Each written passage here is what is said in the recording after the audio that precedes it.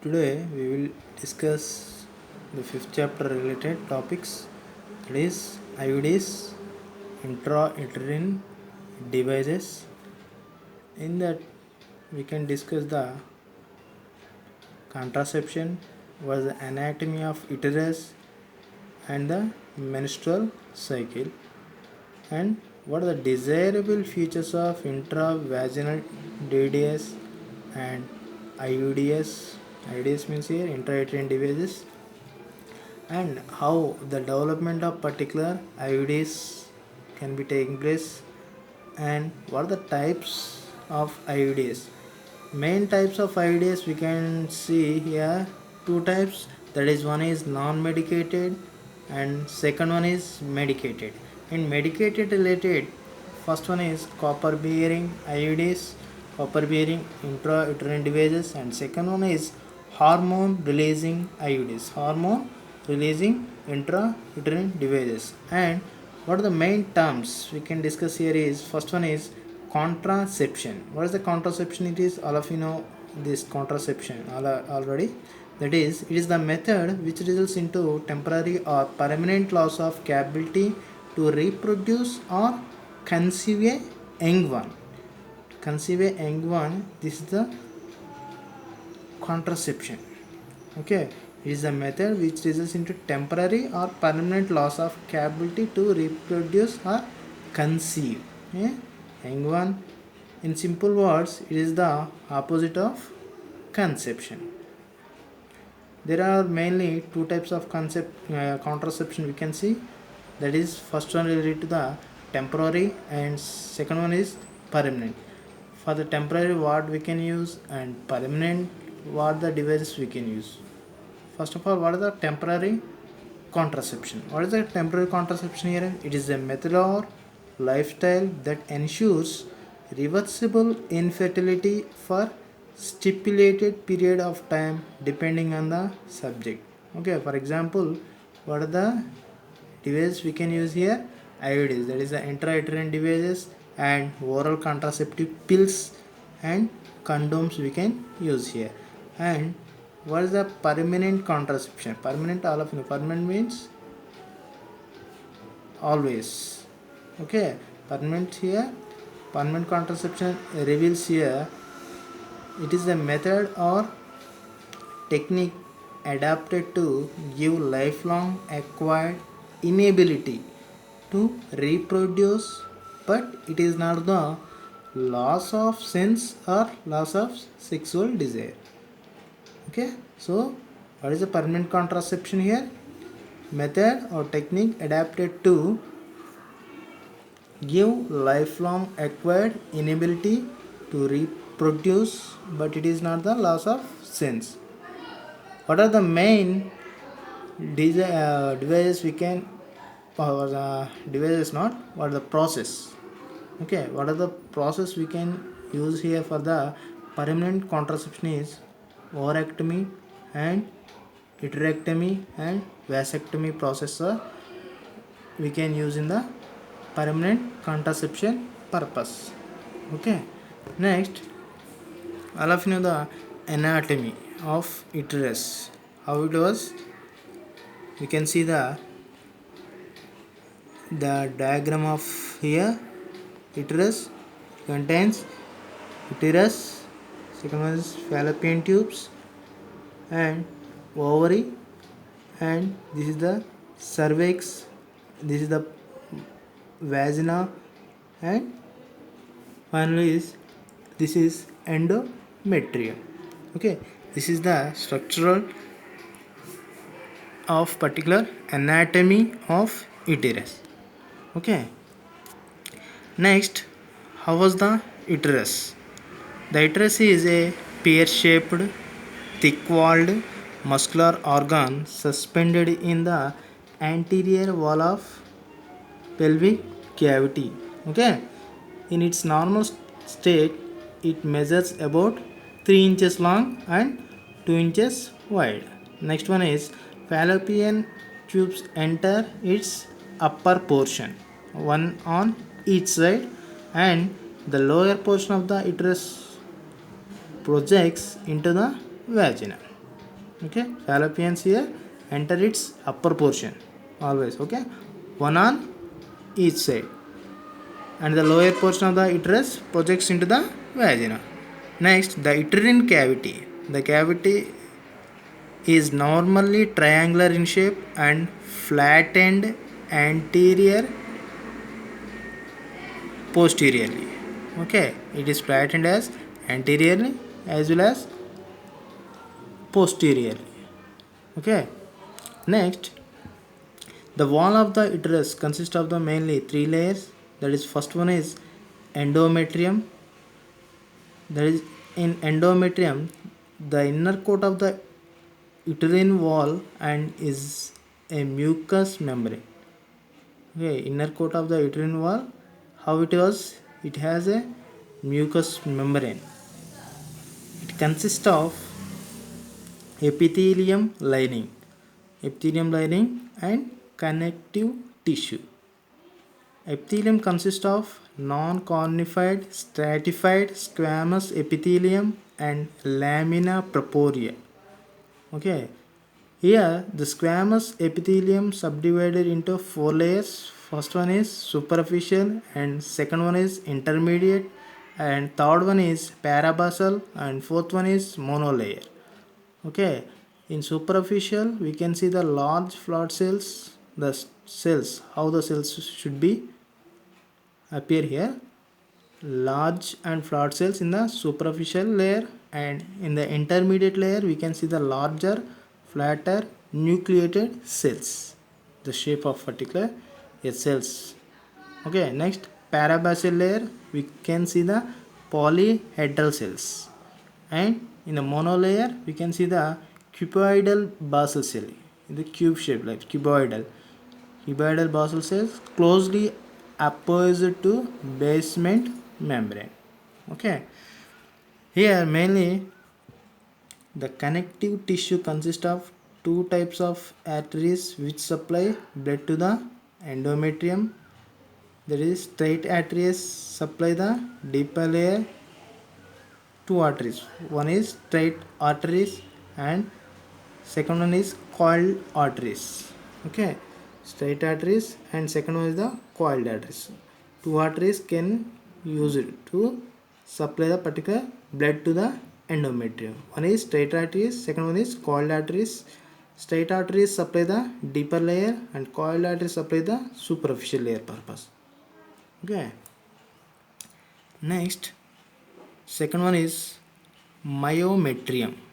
Second one is myometrium. It has thick muscular middle layer made up of bundles of interlaced smooth muscle fibers embedded in connective tissue. Okay, it is again subdivided into three ill-defined, that is, intertwining muscular layers containing large blood vessels of uterine walls. This is about the myometrium. Next, peritoneum. This is the external surface of the uterus which is attached to the both sides of the pelvic cavity by broad ligaments through which the uterine arteries cross. Already we can see the two arteries here. Okay, so in peritoneum, external surface of the uterus is the mainly the external surface which is attached to the both sides of the pelvic cavity by broad ligaments through which the uterine arteries cross. Uterine arteries, that is the uterine arteries here already discussed, though, that is straight arteries and the coiled arteries here. Next, menstrual cycle. All of you know this menstrual cycle. Okay, what is the menstrual cycle here? Human females fertility period. This one is human females fertility period extends from puberty at about 13 years to about 45 to 50 years. The menstrual cycle consists of three phases mainly. First one is follicular or proliferating phase, and second one is luteal or secretory phase, and third one is menstrual or bleeding phase. Next, follicular phase. About follicular phase, it lasts for 14 days. Second one is follicle stimulating hormone, that is all of you know the FSH. Follicle stimulating hormone stimulates the growth of ovarian follicle and maturation of the primary oocyte in this follicle. All of you know the hormones, the main hormones for the menstrual cycle here. FSH, all of you know that one. The follicle stimulating hormone, it mainly stimulates the growth of ovarian follicles and maturation of the primary oocyte in this follicle. And third point is FSH, that is the follicle stimulating hormone, stimulates the follicles to secrete estradiol, which on attaining a certain concentration in blood inhibits the follicle stimulating hormone secretion and stimulating LH. That is the LH means luteinizing hormone secretion. Okay. Next, the LH induces the Graafian follicle to burst and eject its eggs into the fallopian tubes. The eggs are going to be ejected into the fallopian tubes here. A process called as ovulation. All of you know ovulation. This process is called what? There is a ovulation. Next, estradiol also stimulates the uterus to prepare for the implantation, nourishment of the fetus likely to arrive after ovulation. Here, estradiol main stimulates the uterus to prepare for the implantation of nourishment of the fetus. Okay. Next, vascularization. What is the vascularization of uterus? Increases the lining of fallopian tubes is thickened. Okay. The ciliary movement also increase and prepare the fallopian tubes to convey the ovum to the uterus. This is about the first, that is the follicular phase. And second one is luteal phase. What is the luteal phase? It lasts for how much days? 10 days. Okay. High levels of LH, that is the high levels of lutein hormone, high levels of lutein hormone and prolactin hormone stimulate follicular cells of empty Graafian follicle to form yellow color body called corpus luteum. Yellow color body, that is the corpus luteum, which in turn secretes progesterone here. Okay. Main is how the progesterone is going to be secretes by this process only. That is high levels of luteinizing hormone and prolactin hormone stimulate the follicular cells of empty Graafian follicle to form yellow color body called, that is the corpus luteum. Next, third point is progesterone. Here, secreted progesterone mainly regulates the hypertrophy of endometrium for proper implantation of fetus. Okay, proper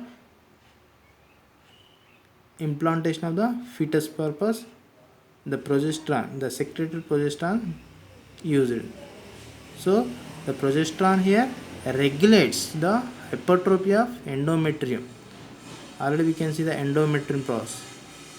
Okay. Next, fourth point is luteal phase stimulates the endometrial glands to secrete a nutrient fluid for the fetus. Hence, it is called the secretory phase. Okay. Why will call it as secretory phase? The luteal phase mainly stimulates the endometrial glands to secrete a nutrient fluid for the fetus. The main activity of the particular luteal phase here to provide the nutrient fluid to the fetus. Hence, it is called the secretory phase. And menstrual phase. What about the menstrual phase? In this one, if fertilization does not occur, high concentration of progesterone in blood inhibits the release of luteinizing hormone. And the second point here, reduction in LH levels we can see that leads to the degeneration of corpus luteum and a consequent fall in progesterone level in blood. Okay. And third point is here, the uterine lining dies due to deficiency of progesterone and is sawed off. Okay, the uterine lining dies due to the deficiency of progesterone and is sawed off. Okay, blood vessels rupture causing bleeding. This process is called the menstrual flow and continues for how many days? It is 3 to 5 days. This is menstrual phase.